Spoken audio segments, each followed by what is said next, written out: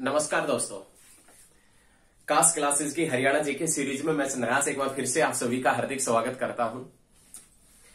Haryana GK series में आज का जो हमारा टॉपिक है वो बड़ा इंटरेस्टिंग टॉपिक है और आज हम बात करेंगे पानीपत डिस्ट्रिक्ट की, जो पाणिनि ऋषि के नाम पर बसाया गया है। पाणिनि ऋषि के नाम पर बसाया गया जो शहर है पानीपत है, और पानीपत से संबंधित जितने भी क्वेश्चन एग्जाम से संबंधित क्वेश्चन बनते हैं सभी क्वेश्चनों का डिस्कस इस वीडियो के अंदर करने वाले हैं। आशा करते हैं कि पिछले जो डिस्ट्रिक्ट करवाए हैं और हरियाणा जीके से संबंधित जो भी वीडियो करवाई है और आगे जो करवाएंगे वो आपको बेहतरीन तरीके से पसंद आई होगी। और यदि आपको सभी वीडियो पसंद आती है तो आप अपने सभी दोस्तों के पास में इस वीडियो को ज्यादा से ज्यादा सेंड करें। आइए शुरुआत करते हैं पानीपत की। आप अपनी पुस्तक के अंदर, आप भी अपनी बुक के अंदर हेडिंग डाल लीजिए पानीपत। देखिए हेडिंग डाल लेते हैं पानीपत। पानीपत का डिस्कशन करें तो सबसे पहले क्वेश्चन ये बनता है कि पानीपत जो है ये किसके नाम पर बसाया गया शहर है। तो आपने याद रखना है पाणिनि ऋषि के नाम पर। किसके नाम पर? पाणिनि ऋषि के नाम पर बसाया गया शहर। पाणिनि ऋषि के नाम पर बसाया गया शहर है कौन सा? पानीपत। पानीपत के पुराने नाम के पॉइंट की बात करें तो याद रखिएगा पानप्रस्थ पानीपत का पुराना नाम है, ये महाभारत कालीन नाम है। पानीपत का पुराना नाम पानप्रस्थ, पाणिनि ऋषि के नाम पर बसाया गया शहर है कौन सा? पानीपत। बहुत अच्छे तरीके से ये सभी पॉइंट आपके बैक टू बैक क्लियर होने चाहिए। उसके बाद में नेक्स्ट पॉइंट बनता है कि पुराना नाम हो गया, किसके नाम पर बसाया गया ये हो गया। अब नाम आता है उपनाम क्या है। पानीपत के यदि उपनाम के संबंधित बात करें तो बुनकरों की नगरी या बुनकरों का शहर या बुनकर नगरी। बुनकरों का शहर या बुनकर नगरी के नाम से किसे जानते हैं? पानीपत को जानते हैं। इस चीज से आप भलीभांति वाकिफ है, आपने ये चीजें पहले पढ़ी हुई है। तो याद रखिएगा ये सभी पॉइंट आपको बहुत अच्छे तरीके से क्लियर होने चाहिए, कोई भी पॉइंट आपका छूटने नहीं देंगे। अब आता है इंटरेस्टिंग टॉपिक। क्वेश्चन ये बनता है कि जो ये पानीपत है ये पानीपत बना कब था? तो पानीपत बना था 1 नवंबर 1989 के अंदर। आपको मालूम होगा कि 1 नवंबर 1989 के अंदर हरियाणा के 4 डिस्ट्रिक्ट बने थे। उन 4 डिस्ट्रिक्टों में से एक डिस्ट्रिक्ट हुआ करता था पानीपत। याद रखिएगा यमुनानगर, पानीपत, कैथल और रेवाड़ी बने थे। कब बने थे? तो आप याद रखिएगा 1 नवंबर 1989 को बने थे। 1 नवंबर 1989 को पानीपत बना। ये पानीपत 1 नवंबर 1989 को कौन से डिस्ट्रिक्ट से अलग होकर बनाया गया? तो आप याद रखिएगा करनाल से अलग होकर बनाया गया। 1 नवंबर 1989 को जब पानीपत बना था तो ये पानीपत कौन से डिस्ट्रिक्ट से अलग होकर, कौन से जिले से अलग होकर बना था? तो आपने याद रखना कौन से जिले से अलग होकर बना? करनाल से अलग होकर बना था। लेकिन हुआ क्या कि 24 जुलाई 1991 के अंदर 24 जुलाई 1991 के अंदर इस पानीपत को फिर से मिला दिया गया। किसमें? करनाल के अंदर। 1 नवंबर 1989 को पानीपत बना, बहुत अच्छी बात है। 24 जुलाई 1991 के अंदर पानीपत को फिर से मिला दिया गया। किसमें मिला दिया गया? करनाल के अंदर। और ये करनाल से फिर से अलग हुआ कब? तो आप याद रखिएगा 1 जनवरी 1992 के अंदर। कब अलग हुआ? 1 जनवरी 1992 के अंदर फिर से पानीपत बनाया गया। हरियाणा का एकमात्र डिस्ट्रिक्ट, ये क्वेश्चन नहीं पूछता है और पूछेगा तो आपसे बता दिए, सभी पॉइंट नोट कर लीजिए। हरियाणा का एकमात्र जिला, देखिए समझने की कोशिश कीजिए। हरियाणा का एकमात्र जिला जो 2 बार जिसका गठन हुआ या जो 2 बार बना, हरियाणा का एकमात्र डिस्ट्रिक्ट जिसका 2 बार गठन हुआ वो डिस्ट्रिक्ट कौन सा था? पानीपत।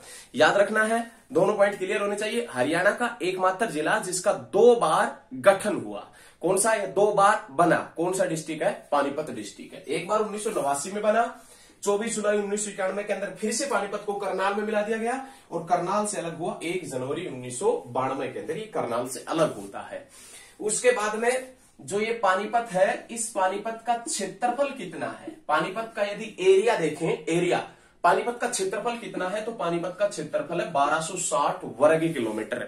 1260 वर्ग किलोमीटर, साथ के साथ में नोट करिएगा 1260 वर्ग किलोमीटर पानीपत का एरिया है। तो ये चीजें आप साथ के साथ में नोट करते हुए चलिएगा। उसके बाद में नाम आता है विधानसभा सीटों का।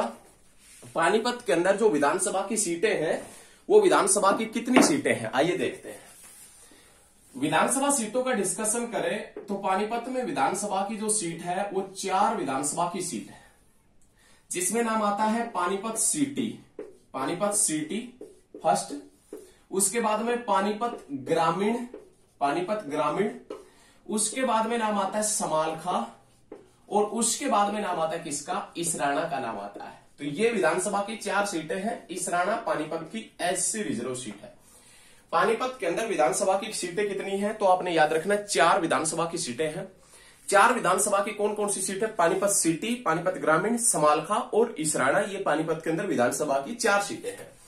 एससी रिजर्व कौन सी है, इसराना।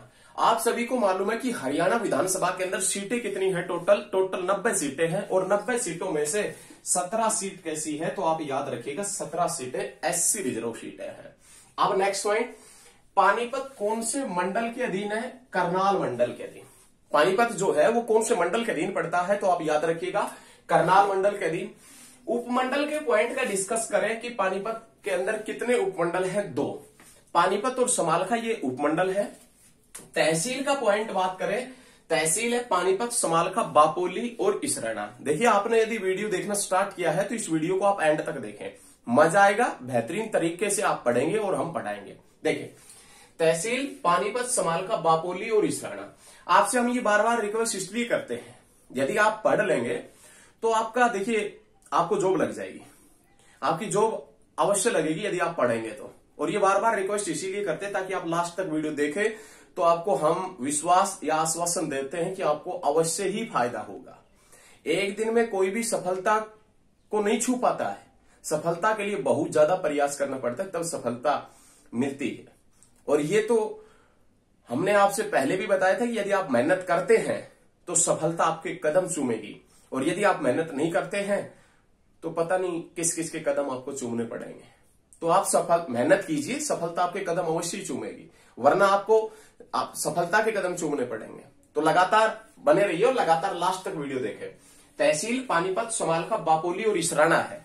उसके बाद में खंड के पॉइंट की बात करें, खंड पानीपत, इसराना, मड लोडा, या कई बार बुक में ये भी मिल जाएगा मत लोडा। और उसके बाद में समालखा, सनोली और बापोली, याद रखिएगा। प्रमुख खनिज जो है पानीपत का, वो प्रमुख खनिज कौन सा है, तो आप याद रखिएगा गंधक, ये पानीपत का प्रमुख खनिज है। पानीपत के प्रमुख खनिज का डिस्कशन करें तो पानीपत का प्रमुख खनिज कौन सा है, गंधक है।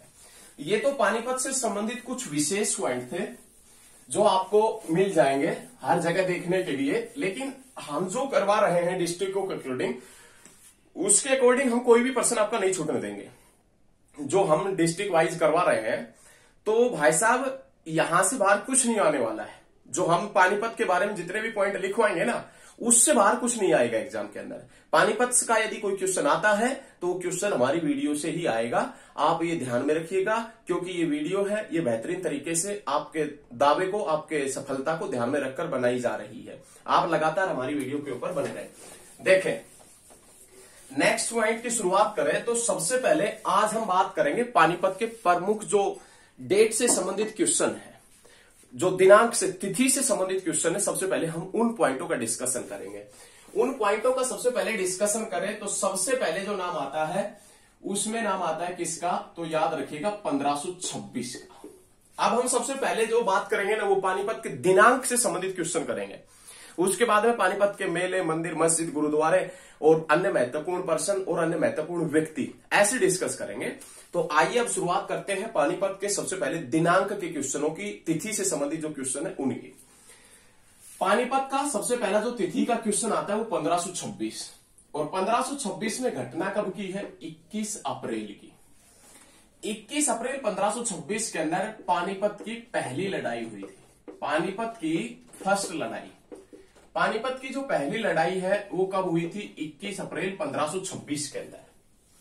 ये पानीपत की पहली लड़ाई किस किस के मध्य हुई थी, तो आप याद रखिएगा बाबर और इब्राहिम लोदी के मध्य। बाबर और इब्राहिम लोदी के मध्य पानीपत की पहली लड़ाई हुई।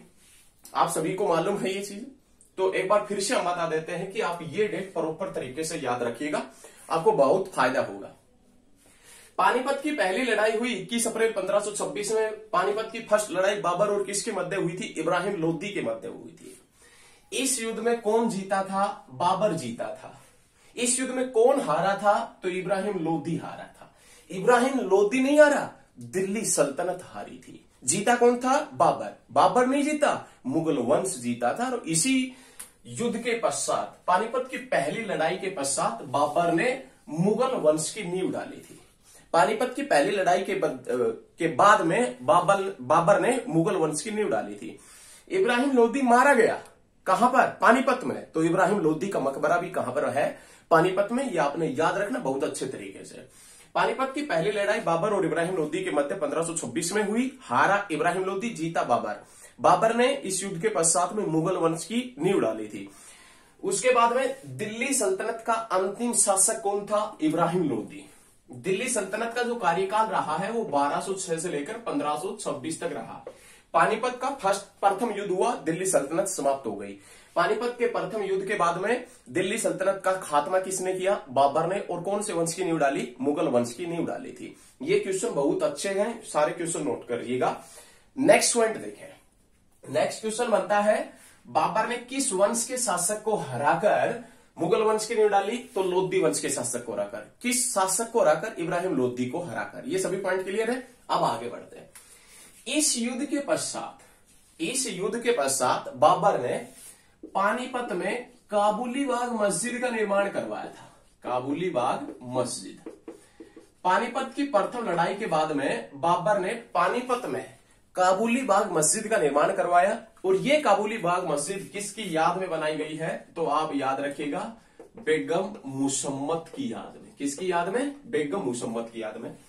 पानीपत की पहली लड़ाई 1526 में हुई। बाबर और इब्राहिम लोदी के मध्य हुई। काबुली बाग मस्जिद का निर्माण करवाया अपनी बेगम की याद में। किसने करवाया? बाबर ने।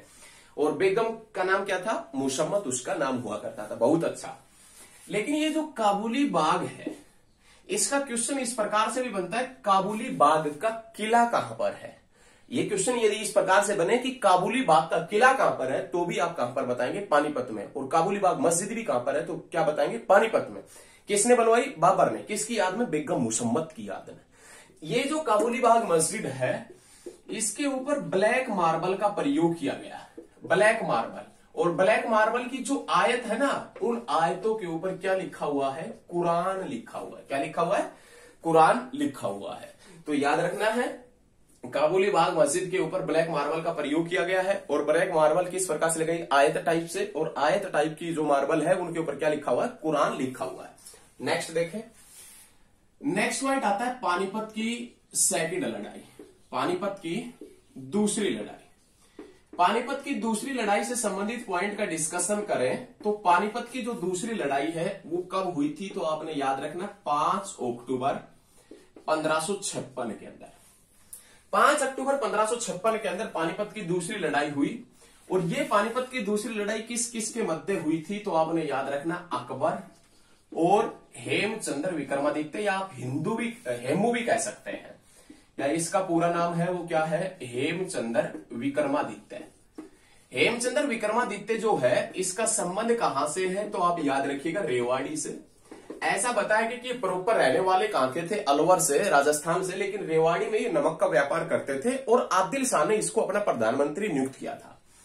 हेमचंद्र विक्रमादित्य एक ऐसा महान शासक था। हेमचंद्र विक्रमादित्य एक ऐसा महान शासक था जिसने पानीपत की दूसरी लड़ाई से पहले कोई भी लड़ाई हारी नहीं थी, सभी लड़ाइयां जीती थी। इस बात का डर किसको हुआ करता था? अकबर को हुआ करता था। लेकिन हम आपसे बता दें कि पानीपत की दूसरी लड़ाई जिस दिन हुई थी, 5 अक्टूबर 1556 के अंदर लड़ाई हुई थी, उससे लगभग 15-20 दिन पहले हेमचंद्र विक्रमादित्य दिल्ली की गद्दी पर बैठा था। दिल्ली की गद्दी पर जैसे ही हेमचंद्र विक्रमादित्य बैठा, अकबर ने अपने सभी सेनापतियों को थानेसर के अंदर इकट्ठा होने के आदेश दिए। थानेसर जो कुरुक्षेत्र के अंदर पड़ता है, सभी सेनापतियों को थानेसर के अंदर इकट्ठा होने के आदेश दिए जाते हैं। अब सभी सेनापति थानेसर के अंदर इकट्ठा हो गए। वहां पर उस सभा के अंदर अकबर भी मौजूद था। और अकबर ने कहा कि दिल्ली की गद्दी पर एक हिंदू शासक बैठ गया है, उसको किसी भी तरीके से गद्दी से उठाना है। अब सभी सेनापतियों को और अकबर को यह डर था कि आज तक हेमचंद्र विक्रमादित्य ने पानीपत की दूसरी लड़ाई से पहले कोई भी लड़ाई हारी नहीं है। उनको सभी को पता था कि हेमचंद्र विक्रमादित्य ने कोई भी लड़ाई नहीं हारी है। अब इन सभी का खौफ उन सभी के माइंड में हुआ करता था। हेमचंद्र विक्रमादित्य हारा था, पानीपत की दूसरी लड़ाई में हारा था, उससे पहले नहीं हारा था। अब सभी सेनापति मना कर देते हैं, लेकिन अकबर का एक सेनापति था जिसका नाम था बैरम खान। उसने कहा था कि हम युद्ध लड़ेंगे, जैसा भी होगा देखा जाएगा, लेकिन हम युद्ध लड़ेंगे। तो अकबर के द्वारा 1556 में जो पानीपत की दूसरी लड़ाई लड़ी गई थी, उस युद्ध में अकबर का जो संरक्षक हुआ करता था वो कौन हुआ करता था? बैरम खान। भाई आप सभी को मालूम होना चाहिए, जो ये अकबर है ना, अकबर, इसका जन्म हुआ था 1542 में। 1542 में राणा वीरसाल के महल में। पानीपत की दूसरी लड़ाई हुई 1556 में। अकबर की जो आयु थी लगभग 14 साल अकबर की आयु हुआ करती थी। अकबर की जो आयु थी वो लगभग 14 साल थी, याद रखना है। अब 14 साल के जो था अकबर, उसमें तो युद्ध करने की तो हालत में था नहीं, क्योंकि 14 साल का था, काफी छोटा था। हेमचंद्र विक्रमादित्य, जिसने पानीपत की दूसरी लड़ाई से पहले कोई लड़ाई नहीं आ रही थी, पानीपत की दूसरी लड़ाई से पहले, तो उनका डर था इसके माइंड में। तो याद रखिएगा, इस युद्ध में अकबर का संरक्षक हुआ करता था बैरम खान। अकबर की आयु काफी छोटी हुआ करती थी। और ऐसा भी बताते हैं कि युद्ध स्थल से अकबर पीछे रुक जाते हैं और बताते हैं कि यदि युद्ध जीता तो अपना ही कब्जा है, किसके ऊपर? दिल्ली के ऊपर, और यदि युद्ध हारा तो अफगानिस्तान लौट चलेंगे। लेकिन ऐसा माना जाता है कि पानीपत की दूसरी लड़ाई में अकबर के संरक्षक बैरम खान के नेतृत्व में हेमचंद्र विक्रमादित्य के साथ में लड़ाई लड़ी जा रही थी। हेमचंद्र विक्रमादित्य युद्ध जीतने ही वाले होते हैं। अचानक एक तीर इनकी आंख में आकर लगता है। अचानक एक तीर इनकी आंख में लगता है। जैसे ही हेमचंद्र विक्रमादित्य की आंख में एक तीर लगता है, ये हाथी के ऊपर बैठे थे, हाथी से नीचे गिर जाते हैं। और जब तक अपनी आंख से वो तीर निकालते हैं, कौन? हेमचंद्र विक्रमादित्य। जब तक अपनी आंख से तीर निकालते हैं, उस समय तक उसके चारों तरफ मुगल सेनापति घूम चुके होते हैं। जब तक हेमचंद्र विक्रमादित्य होश संभालते हैं, आंख से तीर निकालते हैं, तब तक मुगल सेनापति इसके चारों तरफ घूम चुके होते हैं। और जैसे ये देखते हैं, इनका सिर तुरंत धड़ से अलग कर दिया जाता है, ऐसा माना जाता है। लेकिन आपने ये पूरी रामायण पढ़ने की आवश्यकता नहीं है, ये तो बस आपको सिर्फ और सिर्फ समझाने के लिए बताई गई है। आपने बस याद रखना है, पानीपत की दूसरी लड़ाई 5 अक्टूबर 1556 में अकबर और हेमू के बीच में हुई थी। अकबर और किसके मध्य हुई थी? हेमू के बीच में। और हेमू, जिसका पूरा नाम हेमचंद्र विक्रमादित्य, जिसका संबंध कहां से? रेवाड़ी से। जिसका संबंध कहां से है? रेवाड़ी से। ये क्वेश्चन आपने बेहतरीन तरीके से याद रखना है। उसके बाद में नेक्स्ट क्वेश्चन जो आपने याद रखना है वो है, अकबर का संरक्षक कौन था पानीपत की दूसरी लड़ाई में? बैरम खान। या अकबर का जो सेनापति था पानीपत की दूसरी लड़ाई में, वो कौन था? बैरम खान। इस युद्ध में जीता कौन? अकबर। और हारा कौन? हेमचंद्र विक्रमादित्य हारा था। सभी पॉइंट क्लियर है ना? देखिए, ये पॉइंट आपको क्लियर होना चाहिए कि हेमचंद्र विक्रमादित्य पानीपत की दूसरी लड़ाई से पहले हारा नहीं था, कभी भी नहीं हारा था हेमचंद्र विक्रमादित्य पानीपत की दूसरी लड़ाई से पहले। देखें, रेवाड़ी में नमक का व्यापार करता था, ये भी सभी को क्लियर है, सभी ने पढ़ रखा है, और नहीं पढ़ा है तो अब पढ़ लिया, 2-3 बार बता चुके हैं। नेक्स्ट देखें, नेक्स्ट जो डेट का क्वेश्चन आता है वो क्वेश्चन आता है 1756 और 57 का। 1756 और 57 के अंदर हरियाणा के ऊपर, संपूर्ण हरियाणा के ऊपर किसका अधिकार हो गया था? मराठों का अधिकार हो गया था। याद रखिएगा, 1756-57 में संपूर्ण हरियाणा के ऊपर किसका अधिकार हो गया था? मराठों का अधिकार हो गया था।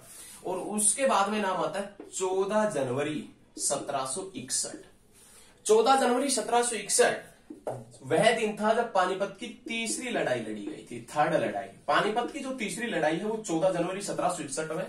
और किस किस के मध्य लड़ी गई थी? तो आप याद रखिएगा, मराठों और किसके मध्य? अहमद शाह अब्दाली के मध्य। अहमद शाह अब्दाली के मध्य ये लड़ाई लड़ी गई थी। मराठों और किसके मध्य लड़ी गई थी? अहमद शाह अब्दाली के मध्य। इस युद्ध में हारे कौन थे? मराठे। और जीता कौन था? अहमद शाह अब्दाली जीता था। बहुत अच्छे तरीके से आपने ये याद रखना है। पानीपत की तीसरी लड़ाई, 14 जनवरी 1761 में पानीपत की तीसरी लड़ाई मराठों और अहमद शाह अब्दाली के मध्य हुई थी। लेकिन इससे पहले मराठों ने संपूर्ण हरियाणा के ऊपर अधिकार कर लिया था 1756 और 57 में। अहमद शाह अब्दाली के साथ में मराठों का संघर्ष पानीपत में नहीं हुआ, पानीपत से पहले फरीदाबाद के अंदर भी हो चुका था। यह भी आपने याद रखना है। दूसरा पॉइंट आपने बैक टू बैक ये याद रखना है कि जो पानीपत की तीसरी लड़ाई है मराठों और अहमद शाह अब्दाली के मध्य हुई। इस युद्ध में जीते कौन थे? अहमद शाह अब्दाली। और हारे कौन थे? मराठे। लेकिन पानीपत की तीसरी लड़ाई में मराठों का सेनापति कौन था? मराठों का जो सेनापति था वो था सदाशिव राव भाऊ। ये पानीपत की तीसरी लड़ाई में मराठों का सेनापति था। सदाशिवराव भाऊ। और पानीपत की तीसरी लड़ाई में मराठों का तोपची कौन था? तो पानीपत की तीसरी लड़ाई में मराठों का जो तोपची हुआ करता था वो हुआ करता था इब्राहिम खान गारदी। पानीपत की तीसरी लड़ाई में मराठों का तोपची इब्राहिम खान गारदी और पानीपत की तीसरी लड़ाई मराठों का सेनापति सदाशिवराव भाऊ हुआ करता था। ये पानीपत की 3 लड़ाइयां हैं जो प्रसिद्ध लड़ाइयां हमने पढ़ी। लेकिन इसी से संबंधित एक क्वेश्चन और बता देते हैं। जो आपने नाम सुना होगा काला अंब पर्यटन स्थल, काला अंब पर्यटन स्थल, काला अंब पर्यटन स्थल है, इसका संबंध 1761 से ही है, याद रखना है। काला अंब जो पर्यटन स्थल है इसका संबंध पानीपत की तीसरी लड़ाई से ही है। पानीपत की तीसरी लड़ाई से संबंध है किसका? काला अंब का। तो ये चीजें आपने याद रखनी। काला अंब नामक पर्यटन स्थल पानीपत के अंदर पड़ता है और पानीपत में काला अंब नामक पर्यटन स्थल का संबंध किससे है? तो आप याद रखेगा तीसरी लड़ाई से।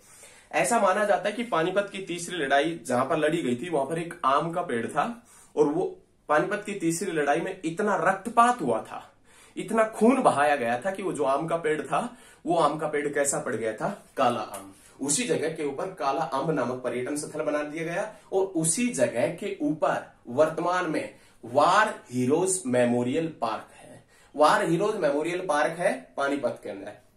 तीनों पॉइंट आपको बहुत अच्छे तरीके से क्लियर होने चाहिए।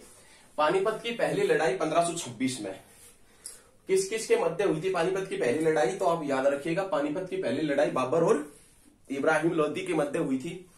पानीपत की दूसरी लड़ाई, पानीपत की जो दूसरी लड़ाई है अकबर और हेमचंद्र विक्रमादित्य के मध्य हुई थी। जीता कौन था? अकबर। अकबर की आयु छोटी थी, हेमचंद्र विक्रमादित्य के साथ में युद्ध नहीं कर सकता था, तो युद्ध को किसने किया था? अकबर की तरफ से बैरम खान ने। यह क्वेश्चन बहुत बार पूछा जाता है। लड़ाई हुई थी 1556 के अंदर। उसके बाद में पानीपत की तीसरी लड़ाई 14 जनवरी मकर संक्रांति याद रखना आपने। 14 जनवरी 1761 में पानीपत की तीसरी लड़ाई हुई और ये मराठों और किसके मध्य हुई थी? अहमद शाह अब्दाली के मध्य। मराठों और अहमद शाह अब्दाली के मध्य हुई। जीता कौन? अहमद शाह अब्दाली। हारे कौन? मराठे। लेकिन मराठे बहुत अच्छे तरीके से लड़े थे, शक्तिशाली तरीके से लड़े थे। इस युद्ध में मराठों का सेनापति सदाशिवराव भाऊ और तोपची इब्राहिम खान गारदी हुआ करता था। ये पानीपत की 3 लड़ाइयां हैं। इससे संबंधित क्वेश्चन, पानीपत से संबंधित क्वेश्चन और आपको बहुत जल्द नेक्स्ट वीडियो के अंदर मिलेंगे। धन्यवाद, मिलते हैं नेक्स्ट वीडियो।